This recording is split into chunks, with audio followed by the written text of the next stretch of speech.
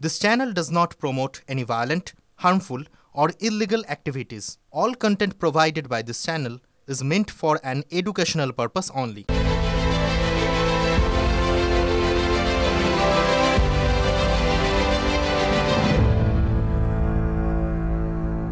সরকারি জমি দখল হয়ে যাচ্ছে।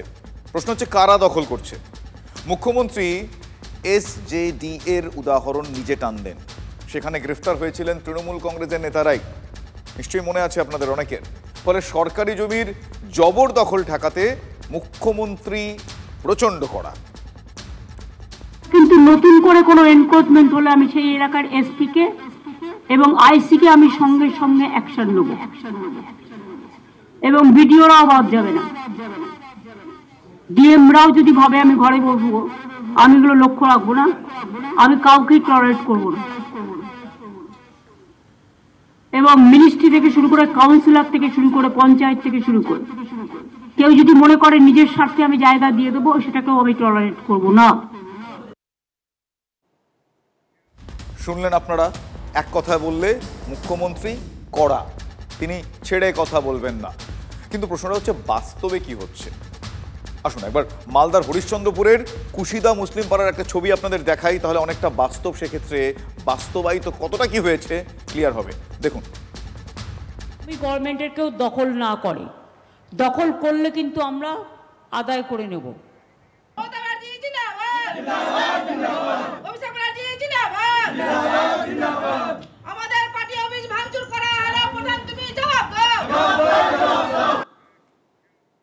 কিছু বোঝা গেল না তো?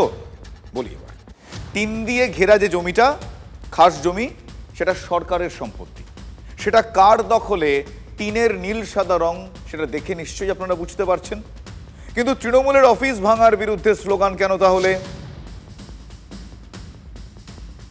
এই জায়গায় আমরা 2023-এ একটা পার্টি অফিস করেছিলাম।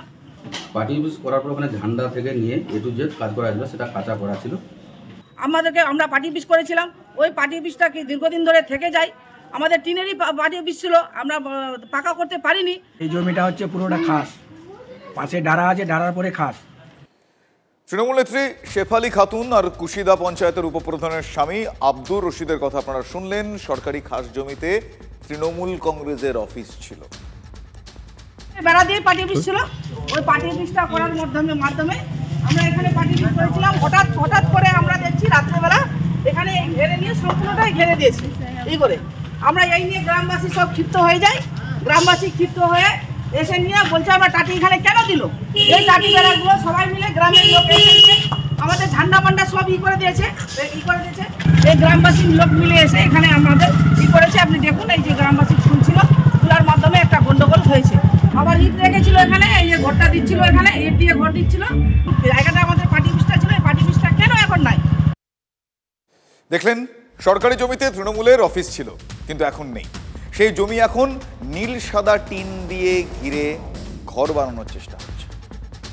কিন্তু হঠাৎ করে দেখছি কি একদিন আমাদের কি করেছে, পার্টি অফিসটা ভাঙচুর করে ওটা উড়িয়ে দিয়েছে, আবার নতুন করে আবার নীল লাগিয়ে দিয়েছেন। জায়গাটা দখল করেছে কি এখন?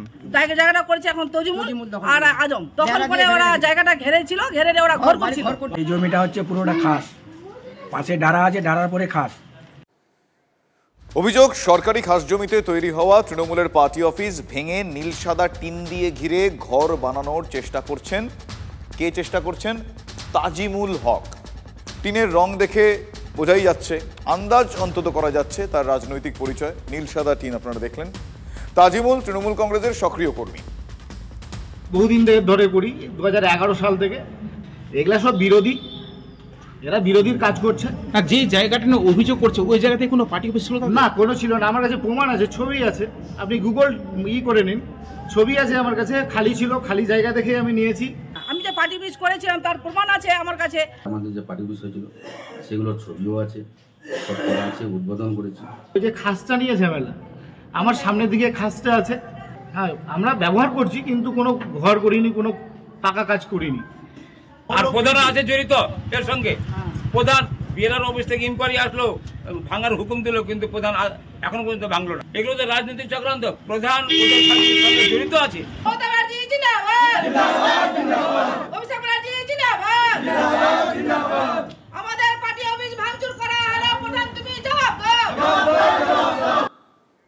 তৃণমূলের এক পক্ষ প্রশাসনের কাছে অভিযোগ দায়ের করেছে, আর তাতে আর একটা আজব কাণ্ড সামনে চলে এসেছে। আমরা প্রশাসনের কাছে অভিযোগ করেছি, প্রশাসন আমাদেরকে খুব হেল্প করেছেন, সবাই আমাদেরকে আস্থা দিয়েছে। এখন আমাদেরকে প্রধান সাহেব ওই ঝাপাতাবাদ দেওয়ার জন্য আর অন্য জেলাকে নোটিশ করছে। এখানে ওখানকার কুশিদা মুসলিম পাড়ার গ্রামবাসীর একটা মার্চ পিটিশন এসেছিল পঞ্চায়েতে, প্রধান ম্যাডামকে দিয়েছিল। এবার ওই মার্চ পিটিশনটা ঊর্ধ্বতম কর্তৃপক্ষ বিডিও সাহেবকে দেওয়া হয়েছে। বিডিও সাহেব আবার বিএলআর অফিসে দিয়েছে, একটা নোটিশ করেছে বিডিও সাহেব। এবার নোটিশে দেওয়া আছে যে 250-এ যে আছে টোটালটা খালি করতে হবে। প্রায় কতটি পরিবারকে নোটিশ জারি করা হয়েছে? টোটাল 12 জন আছে ওই 250 থেকে। ওদেরকে ওই ঊর্ধ্বতম কর্তৃপক্ষের নির্দেশেই পঞ্চায়েত থেকে একটা নোটিশ দেওয়া হয়েছে। নোটিশে 7 দিনের মধ্যে খালি করার নির্দেশ দেওয়া হয়েছে। এবার 7 দিন পেরিয়ে গেলে তারপরে প্রশাসনিক দিক দিয়ে যেটা ব্যবস্থা নেওয়ার ওটা নেওয়া হবে। বিডিও তাজিমুলের জবরদখল সরাতে বলেছিলেন, কিন্তু পঞ্চায়েত অন্য 12টি পরিবারকে সরার নির্দেশ দিয়েছে। পঞ্চায়েত প্রধানের স্বামী মোহাম্মদ আজহার উদ্দিন বলছেন, বিডিও অফিসের নির্দেশেই ওই কাজ করা হয়েছে। বিডিও কিন্তু স্পষ্ট জানিয়ে দিয়েছেন যে ওরকম কোনো নির্দেশ তিনি দেননি। মানে ওই বলে না উধোর পিণ্ডি বুধোর ঘাড়ে, এক্ষেত্রে এই উধোর পিণ্ডি বুধোর ঘাড়ে চাপাচ্ছে পঞ্চায়েত।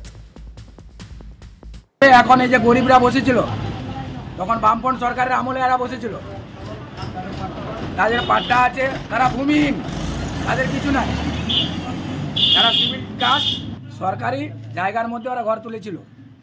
এখন পঞ্চায়েত এটা নোটিশ করছে, এটা কিছু না, আরেকজনকে বাঁচাবার জন্য এই জিনিসটা করছে প্রধান, অন্য কিছু না। যে জায়গা নেই গন্ডগোল, সেই জায়গা নেই, জায়গা হচ্ছে গন্ডগোল ওখানকার নেই, আমাদের তো কোনো গন্ডগোল নাই। কিন্তু প্রধানকে যে আমাদেরকে যে উচ্ছেদ করার লাইন দিচ্ছে বা নোটিশ দিয়েছে, কেন দিয়েছে আমরা প্রধানের কাছে জবাব নিব। সাধেকিয়ার লোকে বলে বঙ্গে ভরা হে বঙ্গ, মানে ওই একটা ড্রপ লাগবে, মানে রঙ্গে ভরা এ বঙ্গ, এ বঙ্গের দিকে দিকে রঙ্গ। ওই গানের কথাও মনে করতে পারেন, কতই রঙ্গ দেখি এ বাংলায়। রাজনীতির হরেক রকম রঙ্গ, আর বিশেষ করে যখন 2026-এর এ রাজ্যের বিধানসভা নির্বাচন দোরগোড়া করা নাড়ছে, তখন এই রঙ্গ কিছু কিছু ক্ষেত্রে আবার তামাশায়ও পরিণত হচ্ছে। একটার পর একটা সেই ছবি প্রমাণ করে। অনেক সময় নিজের কানকে বিশ্বাস হয় না, অবাক লাগে, মনে হয় এও সম্ভব, ঠিক শুনছি। গৌরচন্দ্রীকে আর করব না, একজনের কথা আপনাদের শোনাই, তার নাম সাবিনা ইয়াসমিন, রাজ্যের মন্ত্রী। তারপর বাকিটা বলি। পুলিশ প্রশাসন নিয়ে বহু জায়গায় আমাদের কমপ্লেন আসছে, পুলিশ প্রশাসনের ভূমিকা নিয়ে কমপ্লেন আসছে, অনেকজন বলছে, এবং পাবলিকলি আমিও যখন পাবলিকের সঙ্গে মিট করছি, বিভিন্ন কর্মীদের সঙ্গে যখন মিট করছি, পুলিশ প্রশাসন নিয়ে প্রচুর ভূমিকা আসছে, তাদের বিরুদ্ধে অভিযোগ আসছে। আমি আপনাদেরকে অনুরোধ করব যে এবার নয়, এবার আমাদের ওয়াকআউট নয়, এবার আমাদের ছক্কা পার করতে হবে।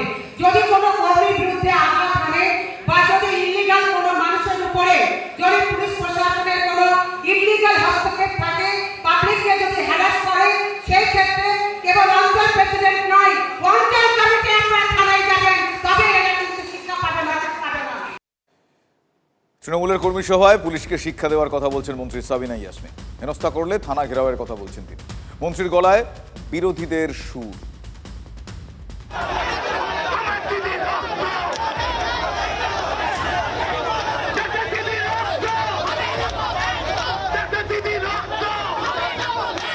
নির্লজ্জ দলদাস চটি পুলিশ মমতা ব্যানার্জির মারফতে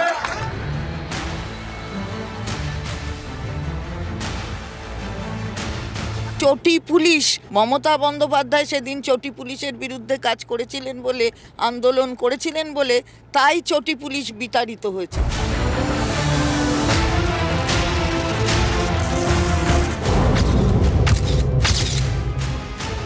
পুলিশ তো তৃণমূলের গুন্ডা হয়ে গেছে, পুলিশটা এখন পুলিশ নেই। পুলিশ আর তৃণমূল থেকে গেলে একের পর এক অভিযোগ পাচ্ছি। এবারে এখানে যদি কোনোভাবে কোনো গন্ডগোলের চেষ্টা করেন, আমি পুলিশকে বলছি রাত টহলের ব্যবস্থা করুন।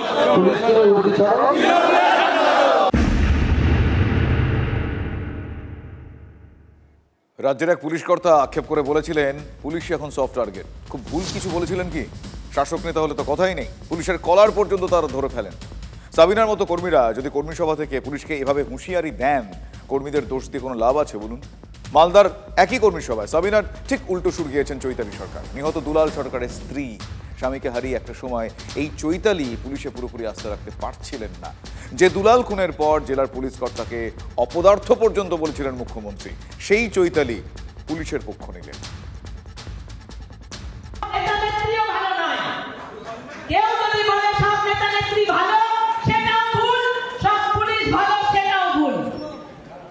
সভাধিপতি যে কথাটা বলছিলেন যে ভোটের সময় অনেককেই দেখা যায় বিজেপি করছে, অন্য সময় তৃণমূলের পদ নিয়ে আছে।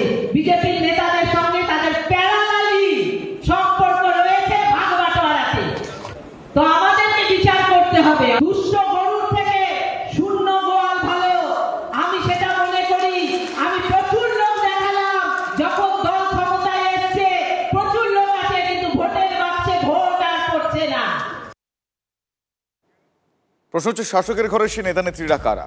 কার দিকে ইঙ্গিত করলেন দুলাল পত্নী? বিরোধিতার জায়গা থেকে কি পুলিশ নিয়ে এই দুজন দুই মেরুতে? মন্ত্রী কিন্তু নিজের অবস্থানে অনড়, পুলিশ কথা শোনে না, তাই রাগ হচ্ছে, এমনটাও বললেন তিনি। আমরা পুলিশ এখানে বিরোধী বা স্ববিরোধী নয়, পুলিশ প্রশাসন নিউট্রাল কাজ করবে এবং সাধারণ মানুষের কথা শুনবে, যেটা লিগাল সেই কাজটা করবে। এখানে বিরোধী বা আমরা পুলিশের কাছ থেকে কোনো দিন, আমি ব্যক্তিগতভাবে কোনো দিন একটা কোনো ইস্যু নিয়ে ফায়দা লুটার চেষ্টা করিনি কোনো দিন, এবং ইললিগাল কাজকে সমর্থন করিনি। কিন্তু যেভাবে আজকে সাধারণ মানুষ পুলিশের বিরুদ্ধে কথা বলছে, আমরা বিভিন্ন বুথে গিয়ে যেভাবে শুনতে পাচ্ছি এবং যেভাবে অ্যাকশন নিচ্ছে, তাতে কিন্তু আমি একজন এমএলএ হিসেবে আমি ভীষণ অসন্তুষ্ট। পঞ্চায়েত ভোট, মিউনিসিপ্যালিটি ভোট লুট করিয়ে আপনারা জিতলেন, আর এখন পুলিশকে ভিলেন সাজিয়ে পুলিশের ঘাড়ে দোষ দেওয়া যে পুলিশ মানুষের সঙ্গে ভালো ব্যবহার করছে না, তৃণমূলের নেতাদের কথা শুনছে না, কোনো কাজ করছে না, এই নীতি আর চলবে না। আপনারা পুলিশকে গাল দিয়ে ক্যামোফ্লেজ করে আপনারা কোনো সময় পুলিশকে ভিলেন বানিয়ে জনসাধারণের কাছে পার্টির ভাবমূর্তি ভালো করার চেষ্টা করছেন, এটা মানুষ বুঝতে পেরেছে। 26-এর বিধানসভা ভোটে যে যত বেশি লিড দেবে তাকে তত টাকা। ক্যানিং পশ্চিমের তৃণমূল বিধায়ক পরেশরাম দাসের ঘোষণা এটা, এবং এই ঘোষণা ঘিরে বিতর্ক। অঞ্চলের মধ্যে যে অঞ্চল ভোটার লিস্ট অনুযায়ী, ভোটার সংখ্যা অনুযায়ী যে অঞ্চল প্রথম লিড দেবে, সেই অঞ্চলকে আমরা 1 লক্ষ টাকার পুরস্কৃত করব। ক্যানিং আপনারা জানেন স্পোর্টস কমপ্লেক্সে আমরা মিটিং করে নির্বাচনের পরে, এবং দ্বিতীয় যে হবে তাকে 75,000 টাকা, এবং তৃতীয় যে হবে তাকে আমরা 50,000 টাকা পুরস্কার করব। এবং এই যে টোটাল বুথ, এই অঞ্চল 11টা অঞ্চলের মধ্যে যত বুথ থাকবে, সেই বুথের মধ্যে সব থেকে ভোটার লিস্ট অনুযায়ী সেরা লিড যে বুথ দেবে, সেই বুথের বুথ সভাপতি এবং সেই বুথের পঞ্চায়েতের সদস্য বা সদস্য, তাকে সেই দিন সেই ডাক নির্বাচনে সেই দিন আমরা দাঁড়িয়ে থেকে টাংরাখালী কলেজে ওইখানটায় পুরস্কৃত করব। সেই বুথ কমিটির সভাপতি এবং বুথের মেম্বারকে 50,000 টাকা আমরা পুরস্কৃত করব।